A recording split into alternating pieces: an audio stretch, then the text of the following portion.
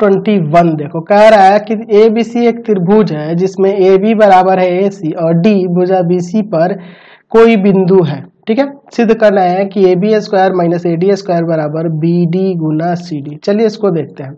मैं यहाँ पे एक त्रिभुज ले लेता हूँ, इसकी दो भुजाएं बराबर है, तो मैं इसका नाम दे देता हूँ A B C. A B बराबर है ए सी के। ठीक है, अच्छा कह रहा है डी भुजा बी सी पर एक बिंदु है, तो मान लेते हैं डी यहाँ पर एक बिंदु है। ठीक है, और ए डी को मैं यहाँ पे मिला देता हूँ, ए डी को मैं यहाँ पे ऐसे मिला देता हूँ। ठीक है, चलिए इतना ही ना दिया है, चलिए तो लिखते हैं। दिया है त्रिभुज ए बी सी में ए बी बराबर है ए सी। अच्छा डी बी सी पर स्थित एक बिंदु है, ये नहीं कह रहा कि मध्य बिंदु है क्या, बस बिंदु है कह रहा है। तो सिद्ध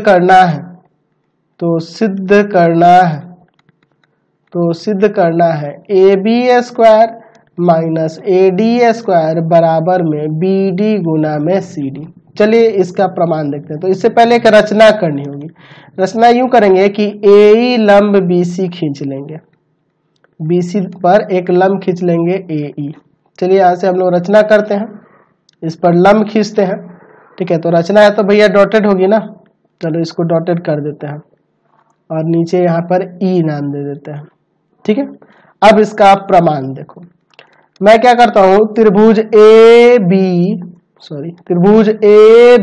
ई तथा त्रिभुज ए सी ई में, ठीक है, ए बी ई और ए सी ई, इन दोनों को हम लोग पहले सर्वांशम कर देते हैं। सर्वांशम क्यों कर रहे हैं हम लोग, सर्वांशम करने से सीपीसीटी से बीई बराबर में सीई दिखा देंगे, इसलिए ऐसा मैं कर रहा हूं। तो सर्वांशम करने के लिए तीन चीज चाहिए ना, तो आप देखो। अच्छा इसमें देखेंगे एंगल ए ई बी बराबर एंगल ए ई सी, प्रत्येक 90 है, दोनों 90 है ना जी, ए ई बी और ए ई सी दोनों 90 होगा। चलिए दूसरा, यहाँ ए बी बराबर में ए सी दिया है, ठीक है, दिया है। और तीसरा ए ई खुद हो जाएगा, दोनों में है, ए ई बराबर ए ई, उभयनिष्ठ। तो यहाँ से ये दोनों त्रिभुज सर्वांशम हो गया ना। चलिए यानी कि यहाँ से त्रिभुज ए बी ई सर्वांशम हो गया त्रिभुज ए सी ई के। कैसे, RHS से, राइट हाइपोटेनस साइड सर्वांग समता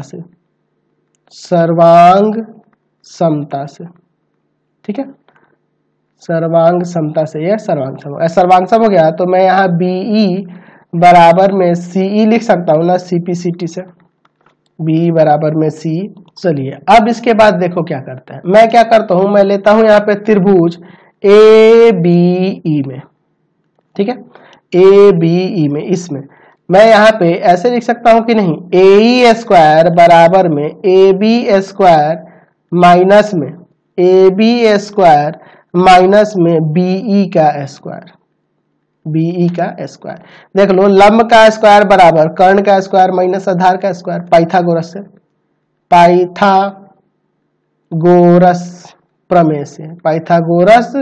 प्रमेय से ऐसा हो जाएगा। ठीक है, अच्छा इसको समीकरण 1 मान लेते हैं। उसी तरह से मैं त्रिभुज ए डी ई में चलता हूं, ए डी ई में, तो यहां भी मैं ए ई स्क्वायर बराबर लिख सकता हूं ए डी स्क्वायर माइनस में डी ई स्क्वायर। ये समीकरण 2, ये भी आपका पाइथागोरस प्रमेय से हुआ। समीकरण 1 तथा 2 से दोनों ए ई स्क्वायर का ही वैल्यू है, यानी बराबर हो जाएगा। यानी यहाँ हम लोग ए बी स्क्वायर माइनस में बीई स्क्वायर बराबर में ए डी स्क्वायर माइनस में डीई स्क्वायर, ऐसे लिख सकते हैं। एक काम करते हैं, एडी को इधर लाते हैं, इसको इधर ले जाते हैं, क्योंकि प्रूफ जो करना है उसमें A B square minus A D square है, तो इसीलिए ऐसा कर रहे हैं, एक तरफ करते हैं। ठीक है, और इसको उधर लेके चल जाते हैं, प्लस का हो जाएगा बीई स्क्वायर और माइनस का डीई स्क्वायर। तो देखो, तो स्क्वायर में तो एक बार माइनस प्लस में नहीं कर सकते हैं, A B square minus A D square बराबर में, यहाँ पे मैं इसे एक बार माइनस में लिख देता हूँ, ए स्क्वायर माइनस बी स्क्वायर का फॉर्मूला लगाता हूँ, और एक बार प्लस में लिख देता हूँ, बीई प्लस में डीई। ठीक है, अच्छा देखो यहाँ पे मैं ऐसे ही रहने देता हूँ, बीई माइनस डीई, ठीक है, और यहाँ पे बीई को मैं यहाँ पे चेंज कर देता हूँ, क्योंकि देखो यहाँ देखो बीई बराबर सी है ना, तो मैं सी इसको लिख देता हूँ, सीई और प्लस में डीई, ठीक है, सीई प्लस में डीई। तो देखो यहाँ देखो बीई में से डीई घट जाएगा, बीई में से यह डीई घटा देंगे तो बीडी बच जाएगा, और into CE plus DE, CE plus में डी, तो यह सी डी बन जाएगा। तो यानी B D into C D किसके बराबर है, A B square minus A D square के। यही हमें प्रमाणित करना था, तो यहां से हमने इसे साबित कर दिया। चलते अगले क्वेश्चन पे, क्वेश्चन नंबर 22 का फर्स्ट